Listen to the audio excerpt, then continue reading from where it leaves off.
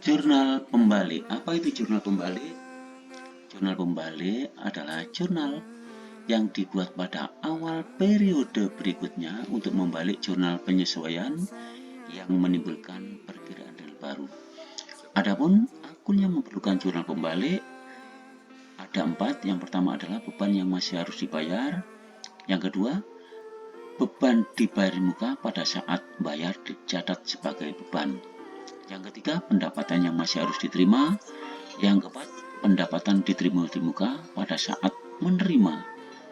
Pendapatan dicatat sebagai pendapatan. Bagaimana contohnya? Inilah contoh satu persatu tadi.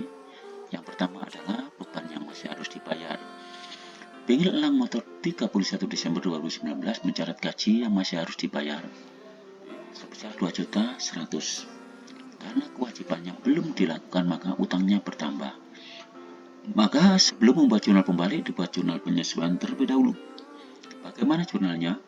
Debitnya adalah beban gaji 2.100.000.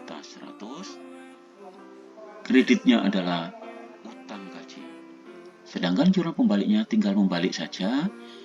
Debit diletakkan di sebelah kredit, yang kredit adalah di sebelah debit, sehingga jurnal pembaliknya debitnya utang gaji 2.100.000 rupiah dan beban gaji sebelah kredit 2.100.000 rupiah.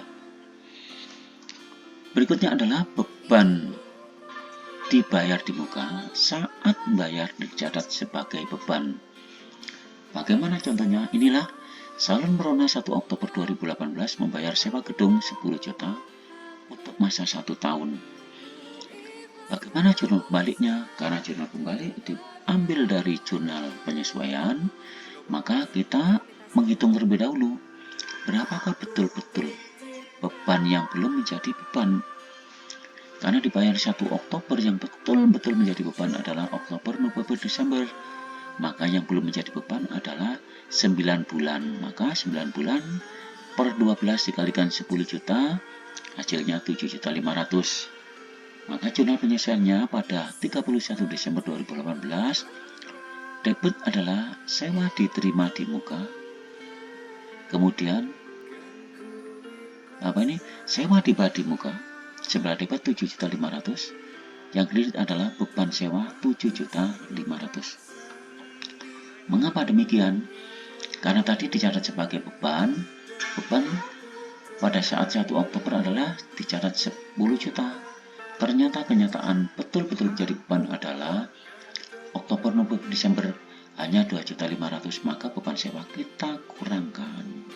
Berkurangnya beban di sebelah kredit, jadi jurnal penyesuaiannya adalah debit sewa dibayar di muka 7.500.000, yang kredit adalah beban sewa 7.500.000. Bagaimana jurnal pembaliknya? Tinggal balik saja.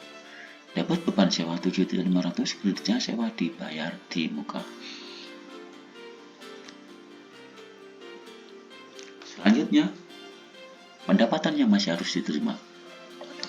Usaha jasa sewa tenda Randa pada 1 Desember menyewakan tenda perlengkapan gunung selama 1 minggu sebesar 1.500.000. Hingga tanggal 15 Desember belum diterima pembayaran dari pelanggan. Nah, bagaimana jurnal penyesuaiannya? Debit adalah piutang sewa 1.500.000, yang kredit adalah pendapatan sewa. Mengapa demikian?